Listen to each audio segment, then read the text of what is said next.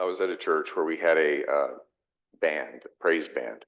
And this song was a contemporary Christian hit at the time. And so I sang this, playing guitar. My hair was real long. Oh. Well, you may have never seen the television series Breaking Bad, but you've probably heard of it. It won a lot of awards. And when it was first showing, all of our friends said, "Oh my gosh, this is just the best TV show ever made." But Ellen and I did not get around to watching it until years later when it was streaming on Netflix, I think. But once we started watching, it felt like we literally couldn't stop watching. All 62 episodes over 5 seasons.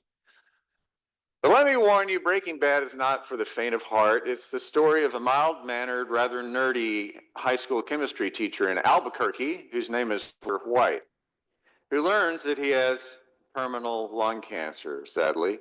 And he knows that the treatments are going to be very expensive. And since his chances of surviving are about zero, and he has very little life insurance, he knows his family will be left destitute. Now, Walter White's never done anything remotely illegal in his whole life, but he discovers that his skills as a chemist can be put to use in the manufacture of illicit drugs, namely very high quality crystal methamphetamine, which of course is illegal, horribly addictive, and not something that average nice people like Walter White want to have anything to do with, but he's desperate. He learns that a lot of money can be made very quickly by manufacturing it. And to take care of his family before he dies, that's his big goal. He needs a great deal of money and fast. So Walter's life takes a serious turn. And in the words of another character on the show, Walter breaks bad. Now, a show that's ostensibly about making illegal drugs in New Mexico may sound like a little bit of an odd choice for your minister to recommend to you. But let me be clear that I'm not recommending it for that reason. The show is really all about ethics and honor and family ties and making big mistakes, but finding redemption.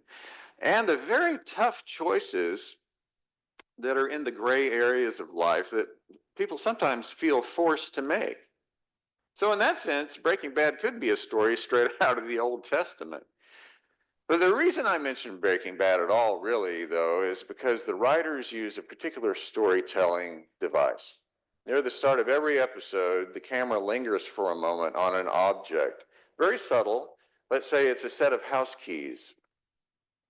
And inevitably, as the story unfolds, that set of keys becomes extremely important, either later in that same episode or in another episode altogether, so that when those keys show up again on screen, you, the viewer, leap off the couch and exclaim, "Ah, the keys! I knew that was going to mean something later on."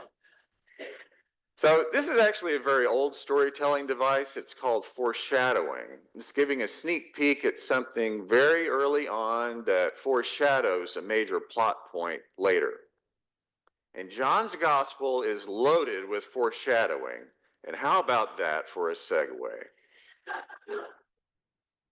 So in our reading today, here we are very near the start of John's story about Jesus. Now, if this was a TV show or a movie, the opening credits would have ended a few moments before. But one day, Jesus attends a wedding with his mother. More accurately, it's a wedding reception. In those days, wedding celebrations, they lasted for days on end.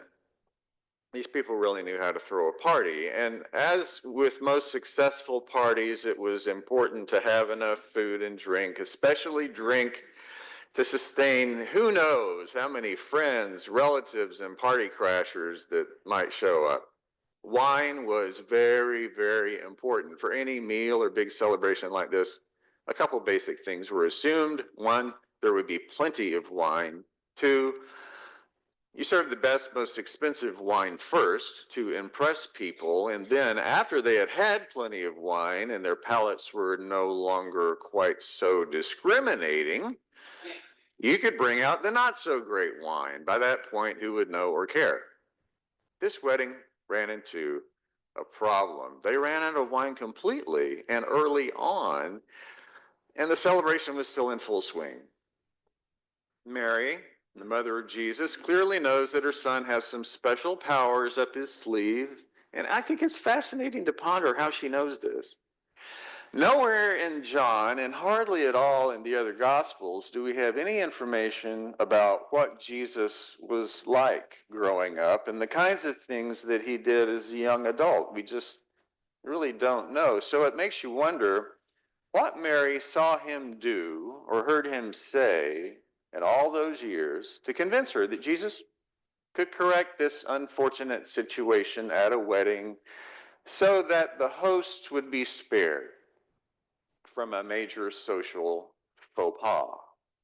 But she was convinced, and the funny thing is, and by the way, I do think this story is meant to be humorous in some ways. The funny thing is, Jesus apparently didn't want to do anything miraculous, at least on that day. So he says, in effect, "Come on, Mom, you're putting me on the spot here." But Mary won't be moved. She's a tough Jewish mother, after all. So she turns to the servants and pointing to Jesus, she says, "Do whatever he tells you." So they do. They fill up these big empty jars with water, and voila, out comes wine. And not the cheap stuff either. The very best wine anyone has ever tasted. The party is saved. Social disaster is averted. To your eyes and mine, this might seem just like a curious domestic episode, kind of interesting, but we're really not sure why it shows up in the Bible in the first place. Except that John tells us, he specifically points out to us, look, this was the first sign. And because of that, the disciples believed in Jesus. Maybe more importantly, John uses some very specific language to start this story off about a wedding. You can almost miss it, but it's as if the camera pauses for a moment at the start of the show, because John writes this. On the third day, by that he means, this happened on the third day after Jesus was baptized. But why bother even mentioning that? Who cares? Until, what other miraculous things, what other signs and wonders happen on the third day, much later in the story of Jesus? Well, a few things come to mind. On the third day, much later on, Lazarus is raised from the dead. And then on the biggest third day in history, the empty tomb was discovered, the resurrection, Easter. So believe me, this kind of foreshadowing is no accident. John is a master storyteller, giving us small but significant clues, wonderful little nuggets. So in this wedding story itself, in this story that takes place on the third day, what should we be paying attention to most? Is it the water that's changed into wine? Is it that the wedding hosts are saved from social embarrassment? Was it because of this sign the disciples believed in Jesus? It could be any of those things. And while Jesus gets most of the credit in this story, and all the party guests are really happy that he showed up, the whole thing never would have happened in the first place if it had not been for his mother. So what catches my eye most is Mary and her instructions to those servants. Do whatever he tells you. Mary's the one who kicks this thing off, not Jesus. Those servants didn't know it at the time, but by following the very simple instructions Jesus gave them, fill up these jars with water, something amazing was about to happen. So I think that is the real message here. Do whatever he tells you. Do what he says.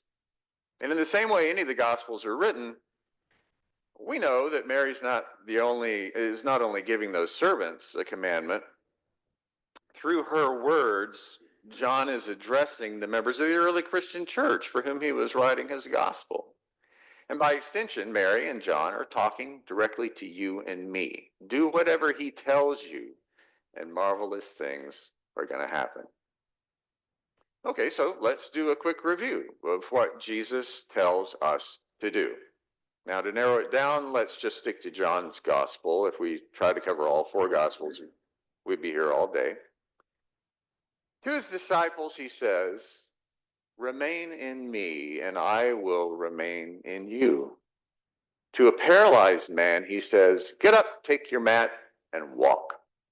To a group of self-righteous religious leaders, he says, "Don't judge the righteousness of people by their outward appearances, but by how they behave."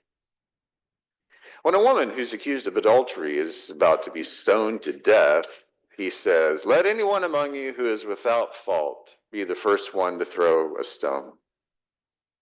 And again to his disciples, he says, "Live in my word, and you will know the truth, and the truth will make you free." Then he said, "Just as I've loved you, you also should love one another. By this, everyone will know you're my disciples if you have love for one another." Now we know that the Gospels, including John's, were written for the benefit of entire congregations, which were formed during the latter part of the first century.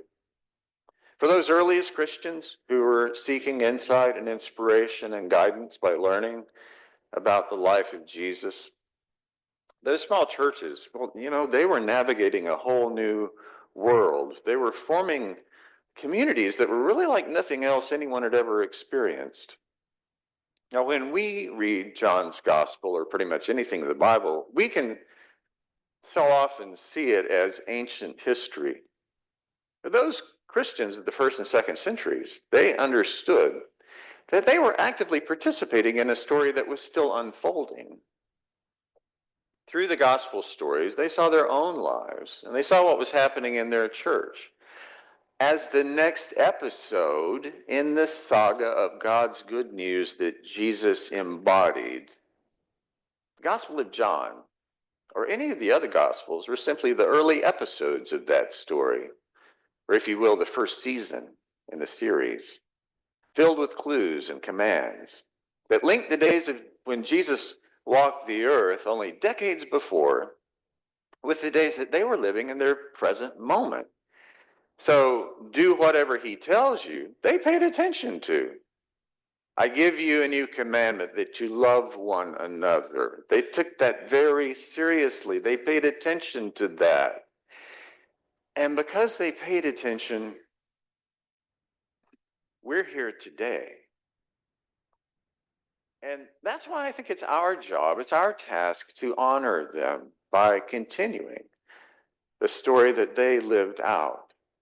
To also look for those clues and to follow those commands, to do what he tells us and to love one another, so that marvelous, magical, miraculous things will happen in each of our lives and in our life together as a beloved community. This gospel tale, it's not some kind of artifact from long ago. It's just the first part of the story that you and I are still living. And I think that those clues, those commandments, they're all around. One day a few years back, I was browsing at a bookstore and I overheard a conversation between a couple of women not too far from me. I wasn't trying to eavesdrop, but one of them was talking about her mother. She said her mother had Alzheimer's and she was in the late stages of life. This woman was very frustrated and sad because she wanted so badly to do something to communicate with her mom in a meaningful way, at least one last time before her mom died. So cautiously, I approached these two women and I apologized for overhearing their conversation. Said I didn't mean to intrude, but that if it was okay, I might have something useful to offer. And they said, all right. And I told them that I had once been a hospice chaplain. And in that work, one of the things I've discovered with patients who had memory loss was that playing music or singing music for them was often really helpful. And a lot of therapists and caregivers had known this for a long time, so it wasn't just me. But for instance, a favorite song from years or even decades before can sometimes act like a magic key, unlocking the door to someone's memory. A person who hasn't spoken in a long time might start singing right along with you, not missing a single lyric. It doesn't always happen, but it doesn't hurt either. Music's always therapeutic. So the woman said she thought that sounded interesting, and we went our separate ways. And a few months later, I was back in that same bookstore when I heard, "Hey!" And I turned around, and it was that same woman, although I didn't recognize her at first, to be honest. But she started talking very excitedly. And then I remember that conversation I'd had with her months before. And she told me how after that had happened, she had visited her mom and brought along some music on her phone, big band music that she knew that her mom loved, Glenn Miller music. And she told me how her mom's demeanor in hearing that completely changed. And she smiled and giggled, and then she began singing right along. And she said it was just as if her mom had been reawakened, and if only for a moment. And in that moment, she felt that she and her mom had somehow reconnected. And she said, it was a miracle. A miracle. I had my mother back. And it meant everything to both of us. That encounter, I was just happening to overhear a conversation between friends and then offering a very simple idea. That was in itself no big deal, but for someone else, it turned into what they described as a miracle. In making that suggestion, I did nothing heroic, nothing special, nothing intentionally even based on my faith. And what happened with that woman's mother was really mysterious. I don't pretend to understand how that kind of thing works. I just know that sometimes it does. But what it affirmed for me is that the signs of God's loving potential are all around us if we look and listen. It affirmed for me that the stories of miracles we hear about in the Bible did not somehow stop occurring once those stories were written down. Miracles, those signs keep happening in a variety of ways because the good news of God's love is not ancient history, but very much alive in you and me. Because we are continuing to live out a love story that began a very, very long time ago. And who knows what can happen from the smallest signs that are everywhere along our pathway and how they're going to show up later in our story. In loving relationships that are created and renewed, and in broken ones that are mended. In a beloved community like this one that's strengthened and grows, where we do believe in everyday miracles. 5,000 pounds of food, a place where everyone belongs. It's in how we're reminded that this is a fellowship where God's goodness, like the best wine, never runs dry.